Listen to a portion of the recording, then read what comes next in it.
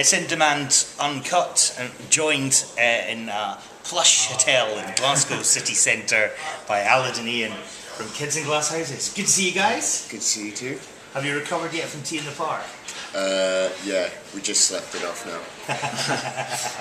You're in Scotland this weekend doing a couple of DJ appearances. You've already done Edinburgh, you're at the Hive, at the Cat House tonight. Do you enjoy doing those sort of things, separate from actually going out and playing the rock and roll music? Yeah, it's a lot of fun. I mean, we've been doing it for a couple of years now on the side of the band, and yeah, it's always fun to go to places and play music that you like and get people dancing. And yeah, we're in Aberdeen, Edinburgh, and now Glasgow tonight. So. You did Aberdeen as well, excellent. Yeah. Where were you in Aberdeen? Corova. Okay. And yeah, we went off on a Thursday night, which we didn't really expect, but yeah, it was good. Wow. Well, the new album, I had a wee sneak preview of In Cold Blood, and my first impression is it's got like a bit of a classic rock feel. Am I bad, or am I? No, good. Is that Spot right? on. Right. So what's going on? Not just the intention. We just wanted to make something that was a bit less sort of niche and just like a far-reaching rock record, like all the classic rock records, like Springsteen and all those sorts of records. So yeah, it was just a bit of an ambition to grow up musically, I think. Is it a more mature record then? Yeah, as much as of a cliche as it is to say, Yeah. it is. But we're proud of that. We want to progress as a band. We don't want to just churn out the same old sort of album every time. So yeah, it's just a natural progression, I guess. Do you think this is going to surprise Kids in Glass Houses fans then? Yes. In a good way, though. Yeah, I was going to say, do you think this is going to disappoint Kids in Glass Houses fans then? No, we'll never disappoint. We'll never disappoint. But yeah, I mean, a lot of people thought that Dirt was a bit of a departure from Smart Casual, so I guess they'll be expecting the same with this, and hopefully they'll stick with us as they did last time, but we'll see. When you release the first record, often for a band, it's the ambition to get a record out there. Yeah. How do things change once you've got that first record out and you think about doing other records? It's almost like you've achieved that first goal. Where do you go from there? I think that as we've gone on, we've just become a bit more considered with what we're putting on our albums. With the first one, you've had the entire existence of the band to kind of put it together, so it's all the songs you've sort of gathered since you've started, and you just kind of stick them together and hope for the best. And after that, you kind of have the time to sort of think about what you're doing more and sort of hone your songwriting skills, I suppose. And then you end up, I think, with a better record, and I think that's what's happened this time. Whereas, some albums can just become like a compilation of songs rather than like a thought-out piece of work. So I think that's what we've done. They're right there. No, I've got to drive through. Oh, man. Are there, if I was to look at all three albums, and in terms of like reference points, what would the key influences be for each album, and are they different to each other? Yeah, I mean, the first record, we just wanted to make a slick pop record, didn't we? Like, that was our intention. Influences, I couldn't name you any off the top of my head. It was so long ago, we listened to such different things. A lot of 80s pop. Yeah, a lot of Patti LaBelle, 80s Patti LaBelle, and yeah, Duran Duran, New York, Prince, that sort of thing. And yeah, then I guess Dirt, we sort of brought in a bit more of a rock influence, which we've always loved, but we never really wanted to overdo in our music. So I guess like start bringing in elements of like the Killers and Lost Prophets and stuff like that, and Dirt, as well as the 80s thing.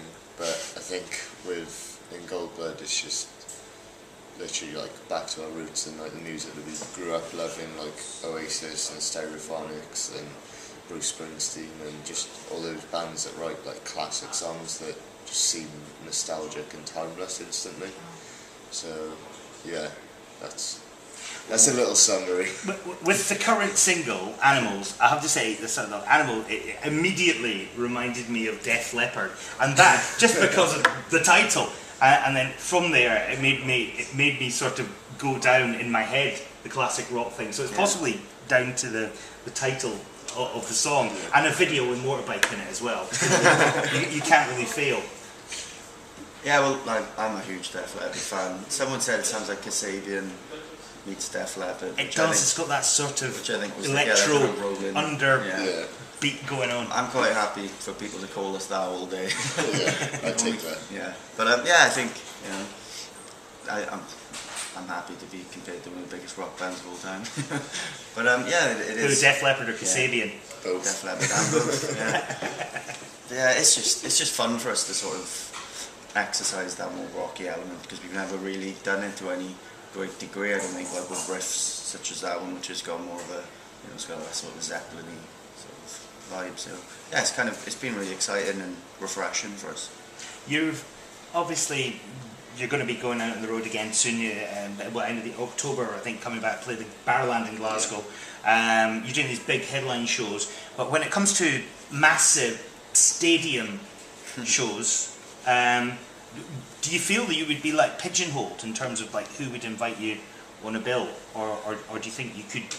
Because I mean, musically and in terms of influence and everything else, you could pass it off with any band, from blatant pop to out and out rock or metal. Who would you like to share a stage with at a stadium?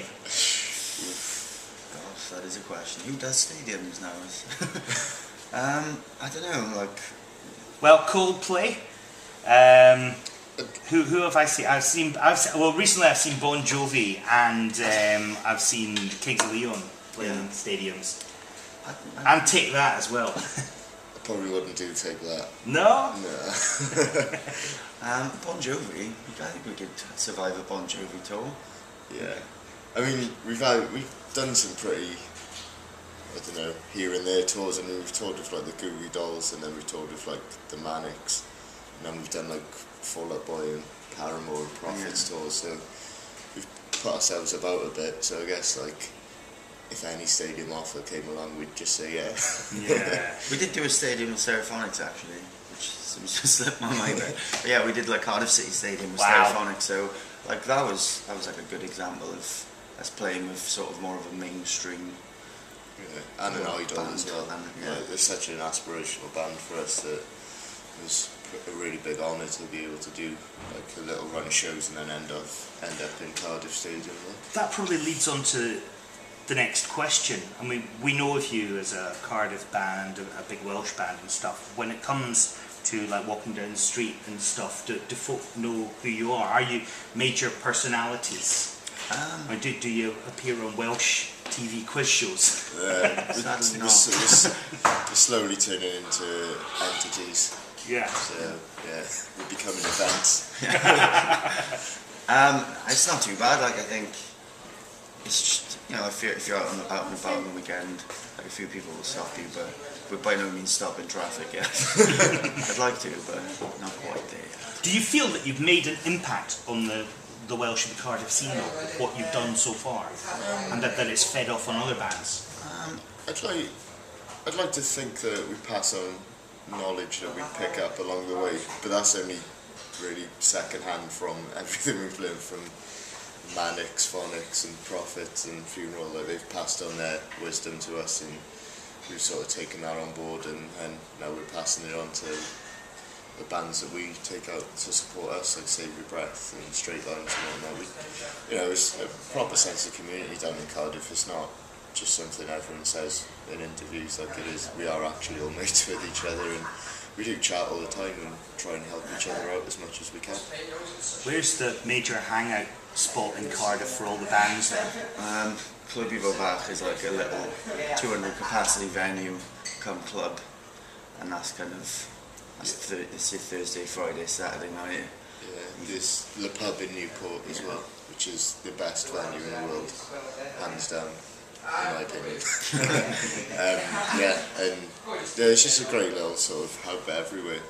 dotted around, and people just seem to come together without even talking about it. It's almost Jedi-like. Guys, thanks very much. Good luck with everything, and we've got you back in Scotland playing Barrowland in October. It's Kids in Glass Houses.